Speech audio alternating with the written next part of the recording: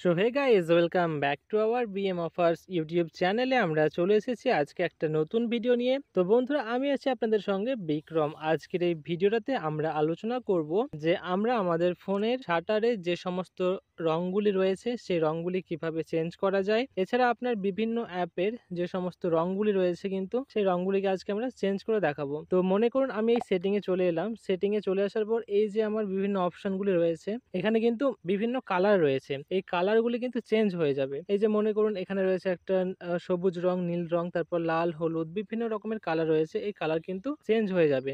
তো কিভাবে চেঞ্জ করবেন তার জন্য দেখতে থাকুন আজকের এই ভিডিওটা। তো চলুন আজকের এই ভিডিওটাকে শুরু করা যাক। তো বন্ধুরা, আপনারা প্রথমে চলে আসবেন আপনাদের ফোনের সেটিংয়ে। তো সেটিংয়ে চলে আসার পর একটু নিচের দিকে চলে আসবেন, ওয়ালপেপার অ্যান্ড স্টাইল এই অপশনটাতে। তো বন্ধুরা, এই অপশনটাতে চলে আসার পর একটু নিচের দিকে চলে যাবেন, যেখানে লেখা থাকবে কালার্স। তো এই কালার্সের উপরে ট্যাপ করার পর এখানে কিন্তু বিভিন্ন অপশান দেখতে পাবেন। তো উপরে রয়েছে কিছু কন্ট্রোল সেন্টার, তারপর এখানে একটা রং, ক্যালকুলেটর এবং আরও বিভিন্ন অপশান, এছাড়াও রয়েছে রেকর্ডার।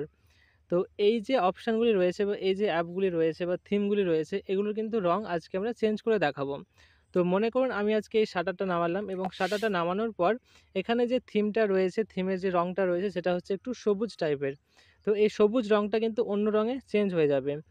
তো নিচে রয়েছে ফিচার্ড কালার। এই ফিচার্ড কালারের উপরে কিন্তু ট্যাপ করতে হবে আপনাদের। ফিচার্ড কালারের উপরে ট্যাপ করার পর এই যে কোস্টাল রয়েছে, তো আমি প্রথমে যে অপশানটা ছিল কোস্টাল, সেখানে ট্যাপ করলাম। সেখানে ট্যাপ করলে দেখতে পাবেন আমি আবার শাটারটা নামিয়ে দিয়েছি। তো শাটারটা নামানোর পর প্রথমে যে থিমের রংটা ছিল সেটা কিন্তু চেঞ্জ হয়ে গিয়েছে এবং একটা নীল রঙে পরিবর্তন হয়েছে। তো এছাড়াও এই যে সোয়াইপ আপ করলে পরে আরও বিভিন্ন রং রয়েছে ট্রেন্ডি। তো ট্রেন্ডিতে ট্যাপ করার পর এখানে যে কালারটা ছিল সেটা আবারও চেঞ্জ হয়ে গেল।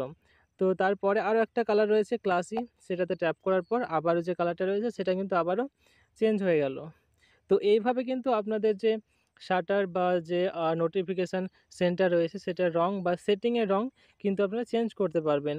তো চলুন যে আমরা এই যে সেটিংয়ের রংটা এরকম হয়ে গেছে, এটা কি সেটিংয়ে বা অন্য কোনো অ্যাপে কি কাজ করেছে চলুন আমরা দেখে নিই। তো আমরা আবার ব্যাকে চলে এলাম। ব্যাকে চলে আসার পর তো প্রথমে যে সেটিংয়ের অপশানে যে রংটা ছিল সেটা কিন্তু বিভিন্ন কালারে চেঞ্জ হয়ে গেছে। তো চলুন আরেকবার দেখা যাক যে এই রংটা আবার চেঞ্জ হচ্ছে কি না। তো আবার আমরা চলে এলাম সেই অপশানটাতে। চলে আসার পর আবার কালার্স বাটনে ক্লিক করলাম। কালার্স বাটনে ক্লিক করার পর আবার কিন্তু রংটা এবার আমরা ইচ্ছামতো রংটা দেব।